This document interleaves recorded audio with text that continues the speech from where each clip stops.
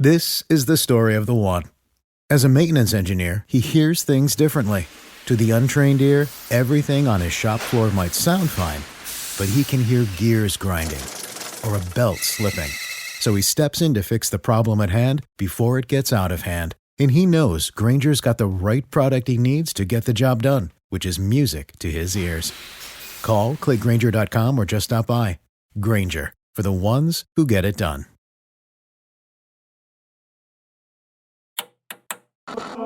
With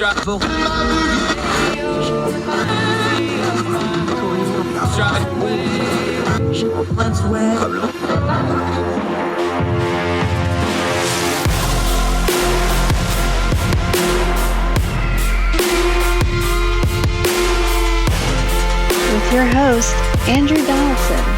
This is Heard Tell.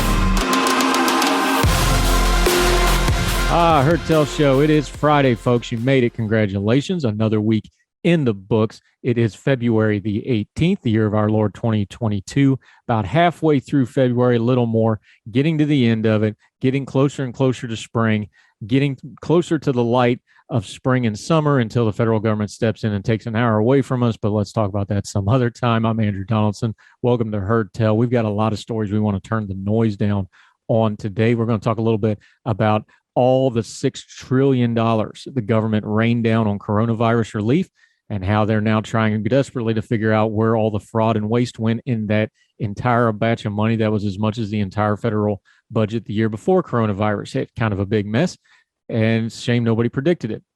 Oh, wait a minute, we did, because every time you do something under the guise of do something, this happens. We'll cover that story.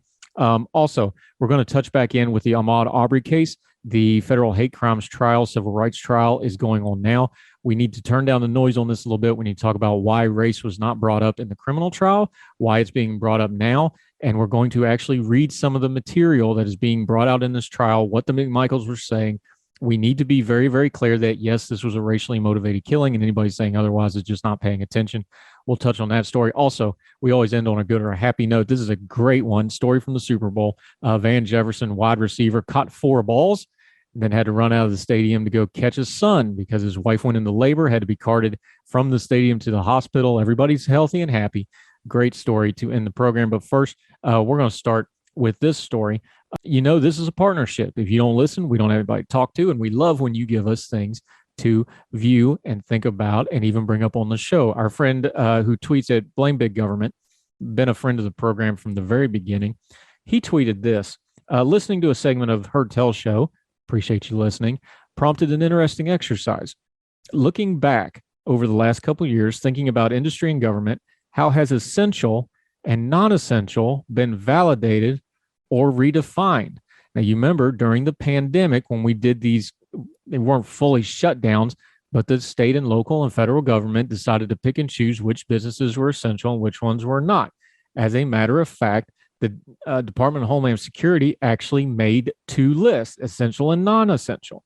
Their guidance for essential to infrastructure was things like big box stores, pharmacies, supermarkets, convenience stores, garbage collection, healthcare, daycare, hardware, gas station, banks, post office, vet clinics, farmers markets, and food banks, educational institutions. Remember that one. We'll come back to it in a minute. Businesses that provide necessary shelter and economic disadvantaged people, transportation, warehousing, agriculture. It's a long list. Then they had another list, non-essential things, and this varied state to state a little bit, but this was pretty universal. Theaters, gyms, salons and spas, museums, casinos, shopping malls, bowling alleys, sporting and concert venues. And then there were the ones that varied from region to region that really became flashpoints, restaurants and bars, liquor stores. One of these days, we're going to talk about the ABC system and the tyranny that is. Industrial manufacturer not related to essential function. There's that word again. Construction, labor unions, marijuana dispensaries, gun stores, and home office supplies. Here's the problem with that. If your main income was working in one of those facilities or being a provider to one of those facilities or having something to do with one of those facilities that were named unessential, it's pretty essential to you because now you can't work. And there was a little bit of a disconnect between the folks that could do jobs from home remotely and could not. And there were other issues. I've told this story before. The schools, the elementary and high school in my district is right across the street from a grocery store and shopping center. Now, I understand there was needs to maybe do precautions at school. But it was also something that folks noticed, that teachers and parents cannot go in the schools because it's a deadly zone, but all those same people can congregate at the grocery store and Starbucks across the street every day, the exact same amount of people. Maybe we could have come up with a better way to do things instead of not having school in that district for 15 months.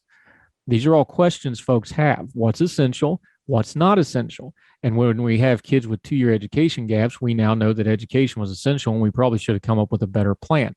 Nevertheless, this also falls under something we talk about a lot: government accountability, what government can and can't do. Government did a lot under the auspices of emergency power. And one of those emergency powers was, for one of the first times in history, or at least since World War II and rationing in the 70s, they picked and chose what businesses were essential and were not.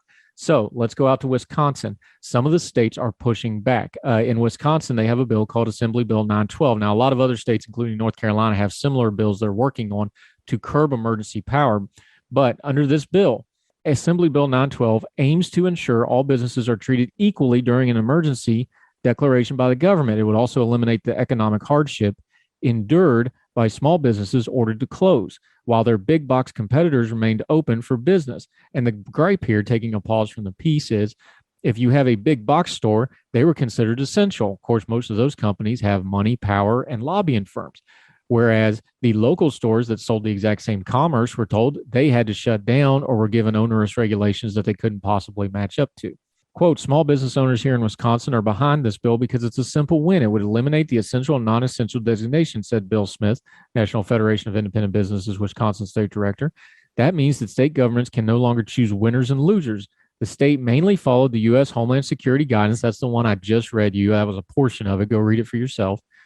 Hospitals, pharmacies, public safety, and supermarkets made the list, and so did veterinary clinics and big box retailers like Kohl and Home Depot. But a lot of small businesses, from the restaurants and bars to salons and specialty retailers, didn't.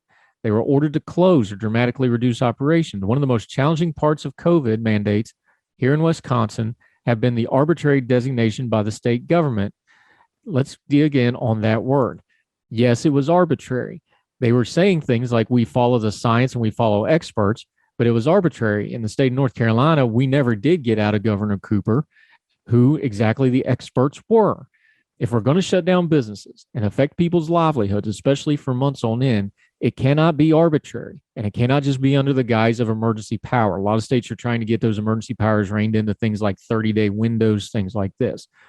But the essential and non-essential thing that our friend brings up, it shouldn't be on the government anyway. This should be thought out, carefully focused regulation and legislation by the representatives of the people, so that the next time we have an emergency, we know exactly what is essential and not essential. This is a basic form of government, knowing what to do in an emergency before the emergency happens. So if we're not staying on top of our legislators and governors and city councils and county commissions to clearly delineate and distinguish what they would do if we ever have another crisis like this, they are failing in their duties to the people that they represent. There is no excuse for us to not have a plan for the next pandemic or the next crisis or the next situation that might call for economic disruption. We have data, we have experience, and we ought to go get some legislation to match it so that we know exactly what our government can and cannot do. And they cannot just come down and tell people this is what we're doing because unnamed experts or moving and constantly changing science says so. Put it in black and white. Hopes and dreams and rhetoric aren't legislation. Put it in black and white. The people deserve to know what you're going to do ahead of time. And that way they can hold you accountable if you overstep the line. What businesses are essential and non-essential? I'm not sure that's the government's business. Either it's safe to open them or it's not. And everything else is arbitrary and an unnecessary burden that the people and the businesses had to bear. And we shouldn't have to do it again. Get on your legislators, get on your representatives, get on your elected officials, and demand they have a plan for next time. Otherwise, we're not going to have an excuse when they screw us over the next time, because there will be a next time.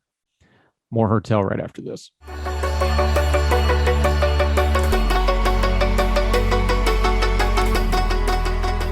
Going back to Hertel, you know, we always touch back in on stories that we've covered, and we did a lot of talking about the Ahmaud Arbery killing, the murder of him by the McMichaels, and another associate who wasn't directly involved in the killings but was there and is also getting a life sentence. We want to touch back in with this because the civil rights violation trial, the hate crimes trial, some are calling it, is underway right now. There's an important distinction to break down here, and a lot of people are asking about, so we wanted to touch on it and turn the noise down a little bit. When they did the criminal trial, the prosecutors made a point to not get into the racial stuff. And by racial stuff, we mean the clear and present history of the McMichaels and their prejudices and their outright racist things they have said on social media, publicly, video, and other places. The prosecutors at the time decided not to bring any of that into the trial on the criminal charges. That was probably the smart legal decision. It was also probably the prudent, tactical, and strategic decision. That also upsets a lot of people because anybody with a functional frontal cortex can tell that there was a racial element to this crime. So let's unpack this for just a second because it's very delicate. We want to treat it with a whole lot of respect because of what's involved here. The prosecutor's job was to get a conviction against people who were clearly guilty. Now, they were entitled to their offense. They had their day in court. But anybody that watched that video, anybody that read through the reports by the Georgia Bureau of Investigation and others, knew exactly what had happened to Ahmaud Arbery. They hunted him down at every point. The McMichaels escalated that situation. They hunted him down. They made him run till he could run no more. Run no more is a direct quote from the Georgia Bureau of Investigation testimony in the pretrial motions. And when he couldn't run anymore, he tried to defend himself, and they killed him. I've never used the word before, but I had to use it in my writing because we have to call things what it was. This was a modern-day lynching. A couple of white guys decided that a black man had no business in their neighborhood. They piled on years and years and years of their own prejudices and biases and ignorant and hate, and they applied it all to the head of Ahmaud Arbery because he dared not do what they told him to do when they had no right to tell Ahmaud Arbery what to do or where he could go. Ahmaud Arbery had rights, and they had no right to take his rights from him. This was a modern-day lynching, and I'm not going to call it anything else because that's exactly what it was. But they weren't charged with a lynching. They were charged with murder. And they were convicted on murder because the prosecution did an outstanding job of bringing that case. Now, I know to us in the civilian world that don't understand the law, that might seem insufficient, especially to folks that this really hits home on. Racial prejudice, outright racism, hatred. It's really ugly stuff. And we want there to be justice for that. But you didn't get justice in the court of law because that's not what they were charged with. They were charged with murder. They were convicted of murder. They're going to spend the rest of their lives in prison for that murder, justly. This case is not about the murders. This case is about the why of the murders. And now all of this is coming to light.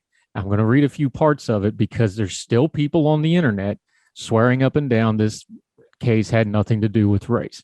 They've gone few and far between. They're not out in force like they were before the video came out, and they're not out in force like they were before the trial when the McMichaels pretty much beclowned themselves and laid out their hatred for all the world to see about what kind of people they were. From the Washington Post, and I am going to censor some of the language here. If you want to read it yourself, that's up to you, but I'm going to censor it a little bit. On Tuesday, the first day of the government's witness testimony, the jury heard from the Centilla Shores resident who lived near the scene of the shooting and did not see Arbery as a threat. They had seen him go. Albenzi, a longtime neighbor who had called the police after seeing Arbery in the under construction home, confirmed he had done so, but he also testified he had called a non-emergency police number and he did not think Arbery was doing anything other than looking around. Another resident, who is also white, said he is a frequent runner who often jogged through the neighborhood without arousing suspicion from the neighborhood. Cross-examining Richard Dial, an investigator with the Georgia Bureau of Investigation. Earlier, when I was quoting he ran until he couldn't run anymore, that was Richard Dial's testimony in the pretrial hearing. Defense lawyers sought to establish that there had been reports of stolen items, including guns and other things from the neighborhood. Prosecutors noted Travis McMichael sought to blame Arbery personally for the theft of his gun in January 1st, 2020, even though a white person was suspected of similar thefts from the neighborhood. On Wednesday, jurors heard testimony from a friend who rendered Travis McMichael being angry. The friend, Derek Thompson, recounting sending Travis McMichael a video of the gun the day was stolen, which showed a black person lighting a firecracker. Travis McMichael sent an angry response back. He said, "Am I required by law to read that?" This is the guy testifying. He did not want to read this in court. Told to proceed by the judge, Thomas spelled out the N-word instead of saying it out loud as he read Travis McMichael's message. The defendant wished that the black man's head had been blown off. I'm reading this context on purpose because there are still people who are saying this case didn't have anything to do about race. No, they weren't prosecuted based on race because it was a murder trial. But you're just kidding yourself if you think the wicked hearts of these men were not fed hatred through their own racist and prejudiced views of the world. They saw a black man, and when he didn't do what they told him to do, all that hate came pouring out until they murdered him. I don't know if this trial is the right way to get justice for that, because I don't think there is earthly justice for what happened to Ahmaud Arbery. But I'm glad it's being aired publicly, and I'm glad at least some folks are going to have to deal with this, look it in the eye, and do a self-realization that this stuff still exists in the world and needs to be defeated and it needs to be prosecuted. And we need to be ever vigilant to make sure we never, ever tolerate it. Because if you give it an inch, it will always end up in violence. More Hertel right after this.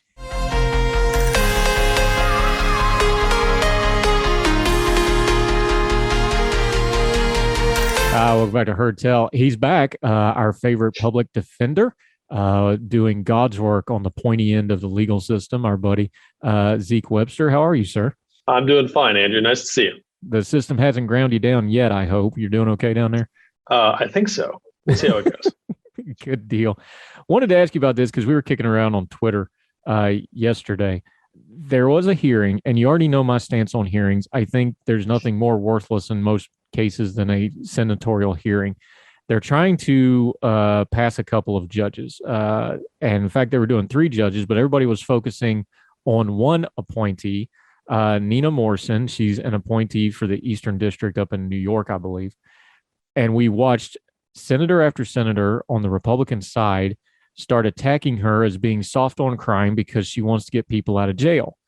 The problem here is this is not just a criminal defense attorney. This is a woman who has spent 20 years on the Innocence Project. All the people she's getting out of jail are innocent. You know more about the Innocence Project than I do. You deal with the part of the criminal justice system that tends to lap up quite a few innocent people, or at least trump up worse than maybe the crimes they did. Explain for us, when you hear that as an attorney and as a defender, Innocence Project and getting that lumped in with rising crime, how that lands with you. I mean, it's one of those things where it's so wrong that it's kind of hard to know where to start. But it's not something that a serious person would say. And honestly, I suspect that these senators, I suspect they don't really believe what they're saying. If they do, that is probably worse. But the fact is, for somebody that has been convicted in court by a jury and exhausted their appeals and all this kind of stuff, to then prove actual innocence with the amount of conclusive evidence that you would need to actually have your sentence overturned and be released, that's not happening on technicalities. It's not happening on close cases or anything like that. It's happening in cases primarily because of DNA evidence, where you have absolute, scientific proof that this is not the person that did it. So the kind of cases that the Innocence Project takes and the kind of cases where they actually win, I mean, those are cases where people spend decades in prison, convicted of horrible, horrible crimes that they had absolutely nothing to do with whatsoever. And it's not a left liberal, out there position to say that that's a horrible thing to have happen to anyone anywhere. And that not only is it good work to release people from prison who have been wrongfully convicted, but that it's awful that the work needs to be done in the first place, and that we need to do more to compensate people that have this happen to them for what they went through, and to prevent it from happening to other people in the future. And again, like I'm a public defender. I have a bunch of unpopular opinions about the criminal justice system. I'm aware of that. I understand it. I don't expect Ted Cruz and the like to like what I do for a living, or to think that what I do for a living is good. But when you're talking about somebody that has spent 20 years getting factually innocent people out of prison, that there's just not an honest way to think of that as a bad thing to do. And it's especially ridiculous to try and somehow blame that for rising crime rates or anything like that.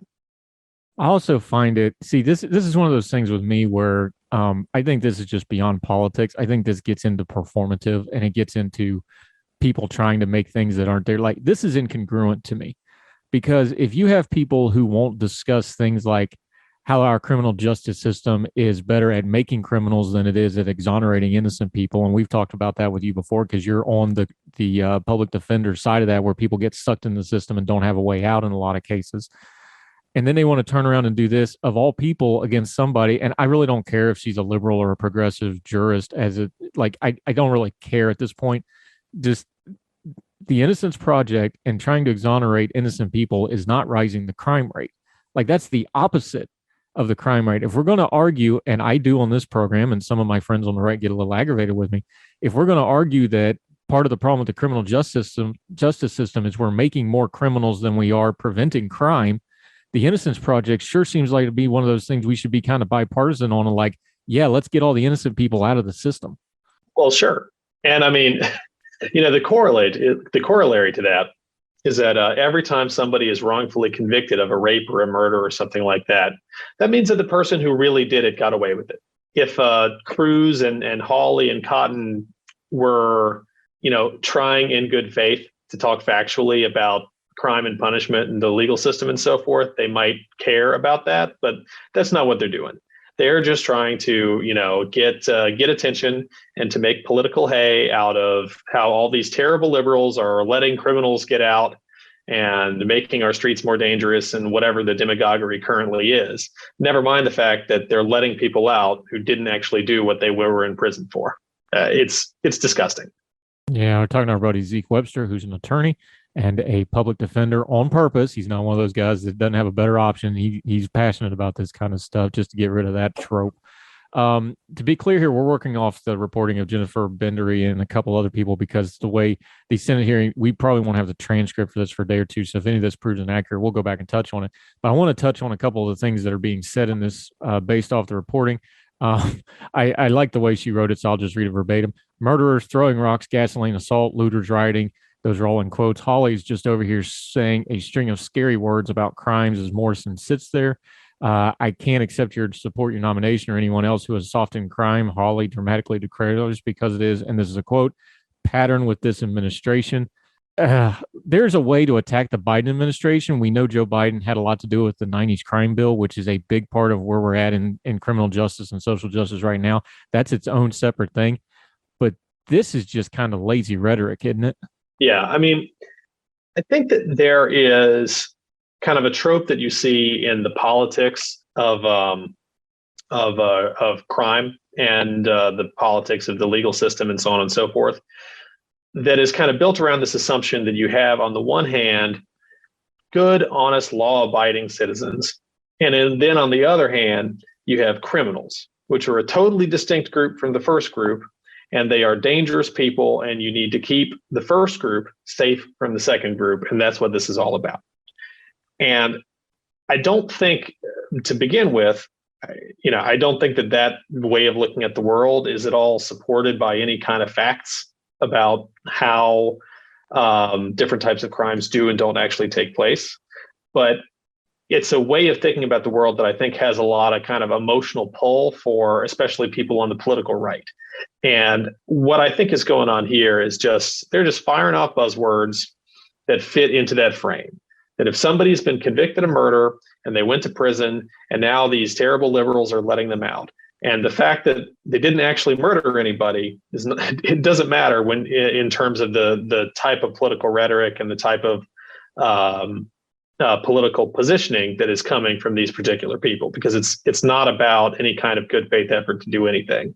It's just there was a bunch of bad, scary criminals out there, and we want to lock them up, and those liberals and Joe Biden want to let them go. And that's all the argument is. Let's drill down on that, though, because I find it one of the reasons I talk about, people ask me is like, well, why do you talk about things like, prosecution cases and Supreme Court? I don't think people realize, and I realize it because I've had it happen to people I love. So maybe that's why I have an understanding of it. You're one police officer having a cranky day, you're one overzealous prosecutor, you're one mistake. I don't care how righteous your life is. You are one misstep away from going into a system, and then you're at the mercy of the system. You can get a bad judge, you can get bad representation, you can get bad counsel. There's all kinds of good people that did a bad thing that wind up in the criminal justice system. How do we change the language and the paradigm on this thing? Like you just said, there's too many people that just want to be like, oh, criminals are this subclass of human beings way over there. They're not, though. They're your friends, your neighbors, your family members. They're one addiction, one mistake, one accident away from being a criminal by the letter of the law. How do we change that perception? I mean, I don't really know. All I know how to do is to just keep, saying this kind of thing to everybody that's willing to listen to me. But and the one thing I'd add to that is it's not just. I don't even think it's true that everybody is like one mistake away. I think if you go through the criminal statutes of pretty much any state in the nation, you will find that almost everyone, in fact, I think probably everyone, has at minimum committed crimes and gotten away with it, and most likely committed felonies and got away with it. Now, I'm not saying that everybody's a rapist or a murderer, but there's a lot more that is a violation of the criminal code than that. And almost certainly you and I and everybody else you might talk to in your day-to-day have done things that are technically a violation of the criminal law. Most of us get away with it. And, for most of it, it's kind of assumed that you get away with it. And that's the fact that most people get away with it is what makes it okay to have laws that are constructed in the ways that they are. But I think that it's really important to think about it in that way. And also to think about the fact that even when you're talking about much more serious crimes, like your rapes and your murders and your things like that, these sorts of things are usually done by people who are themselves the victims of crimes to people that they know. There's the kind of an image of the scary guy on the street corner, or somebody cruising around in an unmarked van picking up kids or whatever it may be. And it's not that there's no truth at all to that, but most of the time, everything is a lot more human and a lot more intimate and in a way normal. That just, these are things that people sometimes do for all sorts of different reasons, some better and worse than others. And for that reason, I think that you have to think about people that are accused of crimes, both who have done that and who haven't, as people, and see the commonality we share and the ways in which the system that we have constructed is not very good at recognizing any of those realities. Yeah, Zeke Webster's joining us, our friend who always touches in with us on matters of criminal justice. When we come back, we're going to delve into that system a little bit more. We're going to talk about the confirmation hearing process. It keeps coming up in the news. We better deal with it. We'll talk about this nominee specifically and talk more about the Innocence Project and our Congress critters, who are, by the way, all lawyers themselves in this particular case, not covering themselves in legal glory. We'll get into all that. Zeke Webster right after this.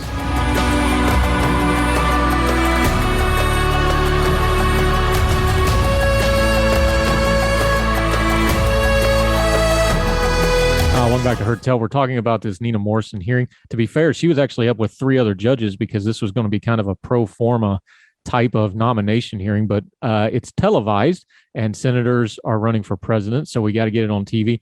Is this a healthy way to do judges? I know by law and by the Constitution we have to do a nomination process, but is there a better way to do this? Should this be off camera? Should it be a select committee of senators instead of, the standing Judiciary Committee? Because it seems like, and I'm bringing this up for a reason, because we're getting ready to do a Supreme Court nomination process, and we all know how much fun and games those are.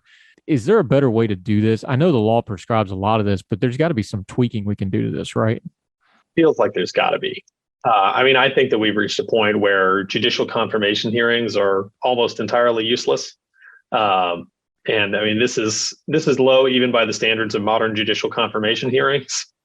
But it's a broken process that doesn't really provide any kind of meaningful information to the public.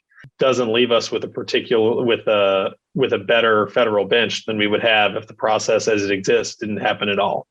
I don't know exactly what a better system looks like, but it's hard to imagine it being worse. Yeah, let's talk about this specific nominee for just a second. Again, I don't know. I haven't dug into her caseload because they're not attacking her on her judicial views. If she was, then we'd take those up in discussion. That's what you do in a normal hearing. You take their body of work and go, okay, this person is way too bad on this issue, da da da da da. But they're not doing that. They're attacking her for being part of the Innocence Project. But I'm looking at her CV, if you will, here. Yale undergrad, New York U Law School. She clerked for the Second Circuit.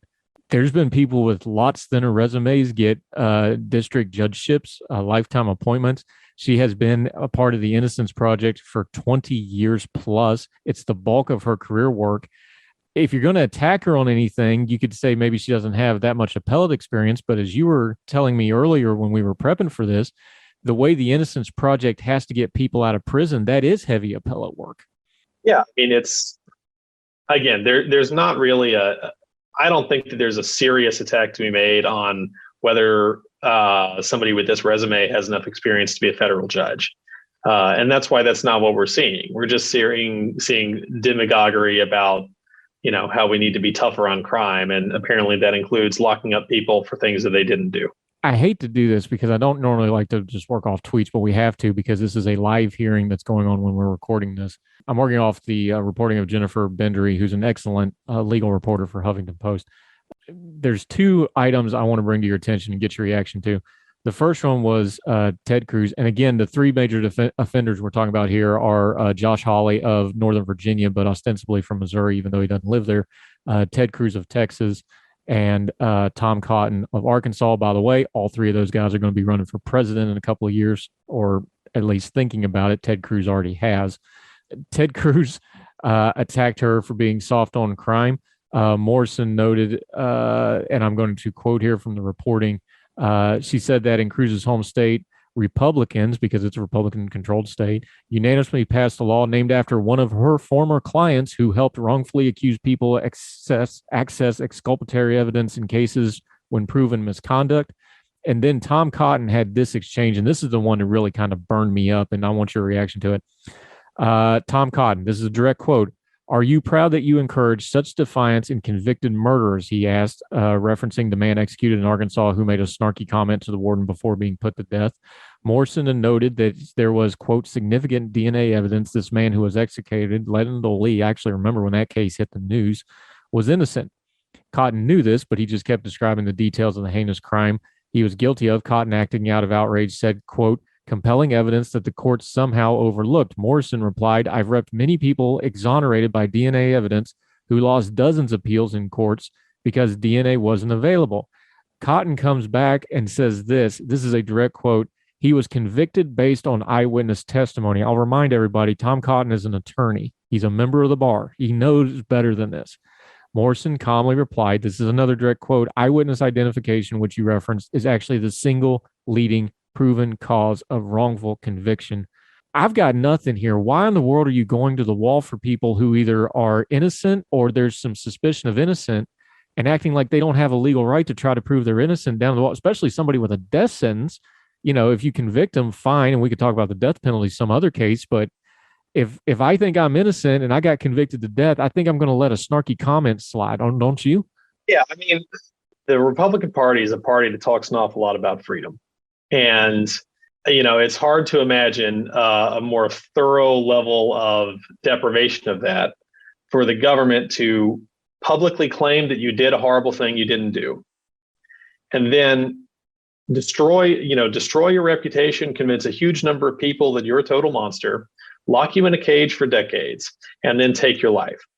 And that's a level of mistreatment by the government, a level of tyranny that most of us can barely even imagine happening to ourselves, especially, for people that live comfortable lives and worry about how much they're going to have to pay in taxes the next year, something like that. We're talking about somebody who's had their entire life, their entire reputation completely destroyed by the government over nothing, over either a mistake at best, or maybe even something more malicious than that. I think the least that somebody in that situation should be able to get is a snarky comment about what happened to them. But beyond that, I'd say that, the United States Congress in the 90s passed something called the anti-terror, if I'm trying to get this right, I believe it's the Anti-Terrorism and Effective Death Penalty Act, which specifically makes it more difficult for people that have been convicted of serious crimes to raise appellate challenges claiming that they had been wrongfully convicted. And the sorts of conservative judges that Cruz and Cotton and Hawley support putting on the Supreme Court have been very consistent in their jurisprudence. That they've said that some of them have said that it is not a violation of the Constitution for an innocent person to be put to death for something they didn't do. And so, in fact, I think that there's some level where they've been fairly consistent. That they make it more difficult for people who have been wrongfully convicted to press claims of innocence, and then when these procedural bars are successful and they allow states to execute innocent people, then these particular senators act like it's somehow offensive to their sensibilities for the innocent person to even say anything unkind about the government that took their life for nothing. And I don't really have anything more to say, because I think that kind of behavior, to describe it is to refute it, and should give you a pretty clear idea of how I feel about people that do sorts of things like that with public life. To loop this back to where we started and to bring it to more of a practical level, though, when we have our elected officials dealing with the criminal justice system like this, and I know it's a hearing, so it's performative, but people see this and they're going to run for office off these clips, and the reason they're saying this stuff is because they're going to put it in a fundraising clip, and by the end of this day, this will be on YouTube and Twitter and wherever. When you have our elected leaders talking about the criminal justice system like this, how much harder does that make it for somebody like you that's on the other end of it, where you don't have the fancy hearings and you don't have the big courtrooms and you don't have the judgeships? You have real people in your communities that are getting put into a system that everything is against them, and they don't have those resources like those lawyers sitting up on the dais in the Senate. And there really is innocent people getting wrapped up, or it just as bad, in my opinion, you have people with petty crimes or mistakes that get turned into career criminals because of the way our system isn't being reformed, when everybody agrees it needs to be reformed. They just don't want to do the hard work for it. Talk about how that trickles down, because the mess at the bottom is directly related to the lack of focus at the top for anybody to actually get any change going on this, isn't it? I mean, yeah, you see this attitude on a daily basis at every level of the criminal justice system, or excuse me, the criminal legal system is what I prefer to call it. It is a routine part of my job that I will have somebody accused of a relatively minor crime where I've been given no actual account of what the evidence against my client even looks like. And I'll be trying to, get my client out of jail on a reduced bond so that they don't have to, serve their sentence before they even get a day in court to be heard. And the default position of pretty much every DA that I have to deal with, and most of the judges that I have to deal with, is that the very fact that somebody has been charged means that whatever it is that the charging document alleges that they did, yeah, that must be true, and that must be what happened. And we know that's not true. We know that, people get things wrong. People are falsely accused. There's a lot of ways that that people who are entirely innocent can get charged with things. And the same attitude that you're seeing in these hearings, I mean, it creeps down into any kind of just day-to-day operation of any criminal court. If you go to court and watch, you'll see it. I guarantee it. And I don't really know what the antidote is, other than that, people need to pay attention to. They need to pay attention to when we do find proof that that outcomes were reached that were wrong. When we do see people get acquitted, and just think about what that means for everybody else that's moving through the system, where for one reason or another that you don't quite get that accounting. Yeah, I'll fall back on something even simpler, because I'm not a lawyer like you, so I like little simple phrases so I can understand them better than all the Latin and so forth. But they're telling us who they are, so we should just believe them. So when Tom Cotton and Ted Cruz and Josh Hawley and whoever else sits up there, and I know they're lawyers, and I know they've all been in Congress for quite a while, and I know they know better than what they're saying, and they're telling me these things, I think I'll just believe them that this is what they are. And I'll judge them accordingly. I hope everybody else does. Zeke Webster, we always appreciate your insight on things like this. You did this one on short notice. Really appreciate it. Let folks know where they can follow you on social media and elsewhere, my friend. Oh, I'm on Twitter at Don Zico. I've published a couple things at Ordinary Times and Balls and Strikes. It's not hard. Just give me a Google. Give him a Google. We always appreciate your time, my friend. You are consistent in your beliefs, and I respect and appreciate it and look forward to having you on again. One of these days, we'll get you on something on a nice light topic that doesn't involve all this heavy stuff. But until then, we sure appreciate your time, my friend. Thank you. My pleasure. Take care.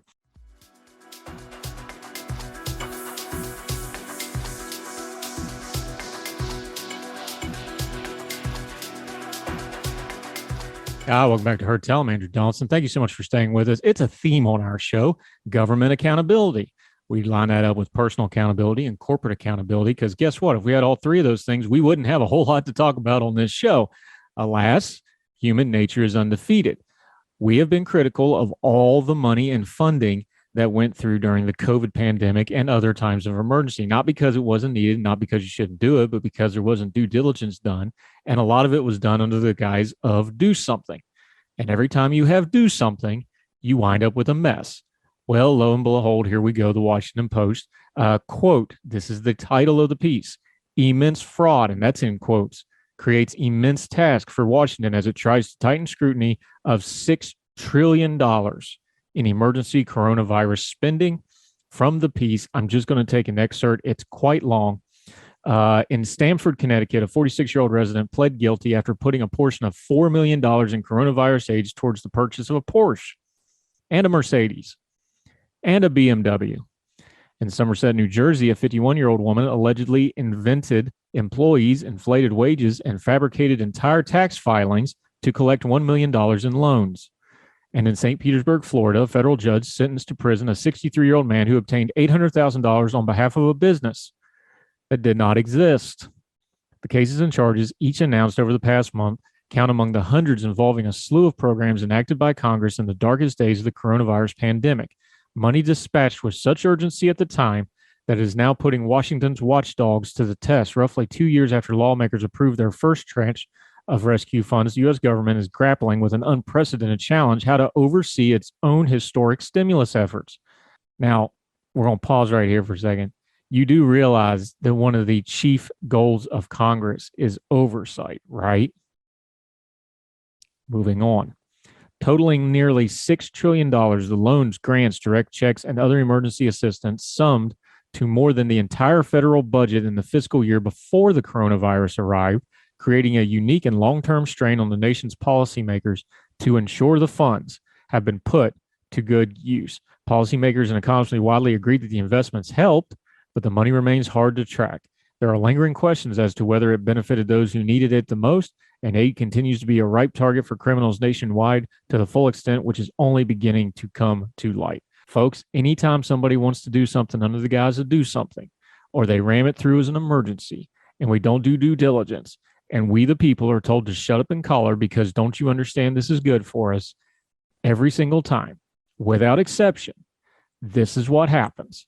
They didn't do their due diligence. They didn't carefully craft the legislation. They didn't carefully focus the legislation. They just started raining money down to try to do something and to try to make themselves look good and to try to make themselves look like they were controlling a situation that we clearly now know they had no control over. Maybe we needed that much stimulus, but there had to be a better way to do it, a more focused way to do it, in a way that it actually went to help the people that needed it and not the same old characters, grifters, and power structures. We've already covered on this program how so much of that aid went to power structures and corporations and other entities that probably really didn't need it, but that's how money flows in our economy and in our businesses. They never thought about it. They just did it, and now we're all going to pay the consequences. Because guess whose taxpayer money is going to go to recouping those funds, investigating those funds, and filling in the blanks on the balance sheets when it doesn't add up. We should hold our government accountable beforehand, because holding them accountable after the fact almost never happens. More Heard Tell right after this.